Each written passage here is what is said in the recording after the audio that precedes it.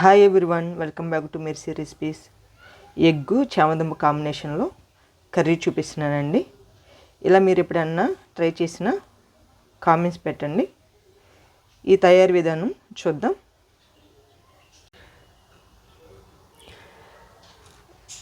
Egg చామదుంప combination curry చూపిస్తున్నానండి. Eggs ఇలా ముందుగానే బాయిల్ చేసి పెట్టుకోవాలి. చామదుంపలు కూడా ముందుగానే బాయిల్ చేసి పెట్టుకోవాలి. చామదుంప మోకాల నొప్పులకి చాలా హెల్ప్ఫుల్గా ఉంటుందండి. ఎందుకంటే ఈ దుంప అనేది జిగురుతనముగా ఉంటుంది. ఈ మోకాల నొప్పులు వాళ్ళకి జిగురు అనేది లేకపోతేనే మోకాల నొప్పులు వస్తాయి. అందుకని ఎక్కువగా చామదుంప చూపిస్తున్నాను మీకు. ఇలా ఒక ప్యాన్ తీసుకొని కొంచెం ఆయిల్ వేసుకొని కొంచెం పసుపు, ఎగ్స్ వేసుకుందాం. ఎగ్స్ని ఫ్రై చేసుకుందాం. సాల్ట్, కారం,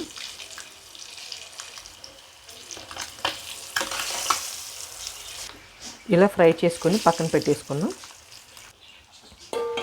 ఆనియన్, గ్రీన్ చిల్లీ, అల్లం వెల్లుల్లి పేస్ట్, కరివేపాకు ఇలా వేయించుకోవాలి.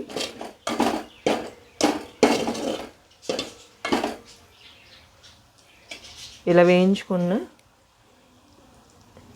ఈ ఆయిల్లో గుడ్లు ఫ్రై చేసుకున్న ఆయిల్ కూడా కొంచెం వేసుకోవాలి, టేస్ట్ బాగుంటుంది. ఆనియన్ ఫ్రై చేసేటప్పుడు కొంచెం ఆయిల్ తీసుకోండి, ఎందుకంటే ఎగ్స్ ఫ్రై చేసుకునేటప్పుడు ఆ ఆయిల్ కూడా దీంట్లో యాడ్ చేసుకుంటాం కాబట్టి ఇలా యాడ్ చేసుకోవాలి.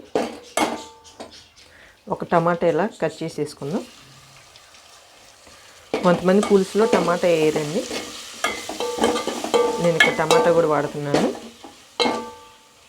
మన ఛానల్లో నార్మల్ చామదుంప పులుసు కూడా ఉంది, ఒకసారి ఆ వీడియో కూడా చూడండి. నిమ్మకాయ సైజు అంతా చింతపండు ఇలా నానబెట్టుకోవాలి. చామదుంపలు వేసుకుందాం. చామదుంపలు ఇక్కడ కట్ చేయట్లేదండి, మీకు సన్నగా కావాలంటే కట్ చేసుకోండి.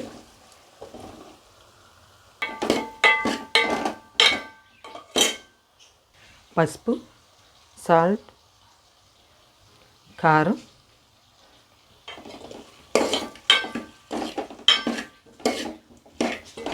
ఇలా కలుపుకొని 2 నిమిషాలు ఉడికించుకుందాం. ఇలా మగ్గితే సరిపోద్దండి. చింతపండు పులుసు పోసుకుందాం.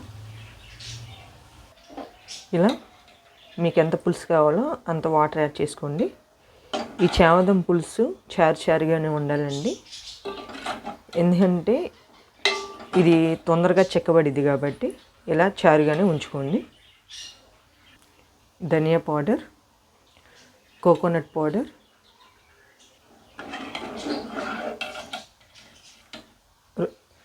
రెండు నిమిషాలు ఉడికించుకుందామండి. ఉడికించుకున్నాక గుడ్లు యాడ్ చేసుకుందాం.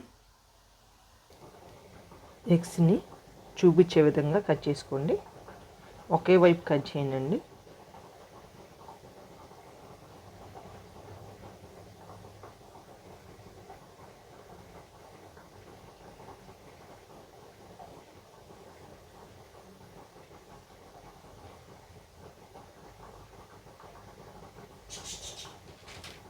ఈ విధంగా కట్ చేసుకోవాలి. ఇలా కట్ చేసుకొని వేసుకోవటం వల్ల ఎగ్ లోపలికి కూడా పులుసు పోయి మంచి టేస్ట్ వచ్చిందండి. ఈ పులుసులో వేసేసుకోవాలి. ఎగ్స్ వేసుకొని మూత పెట్టేసుకుందాం. కొత్తిమీర, చామదుంప ఎగ్ కాంబినేషన్ పులుసు రెడీ అయిందండి. స్టవ్ ఆపేసుకుందాం. స్టవ్ ఆపేసాక కొంచెం బెల్లం వేసుకోవాలి.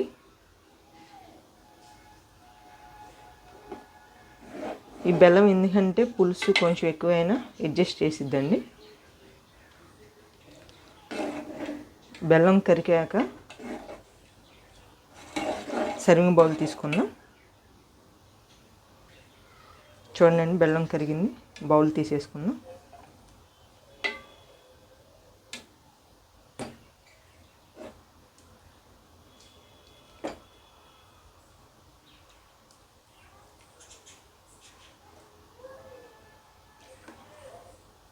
చూడండి, వేడి వేడి అన్నంలో ఈ కర్రీ సర్వ్ చేసుకుంటే చాలా టేస్టీగా ఉంటుంది.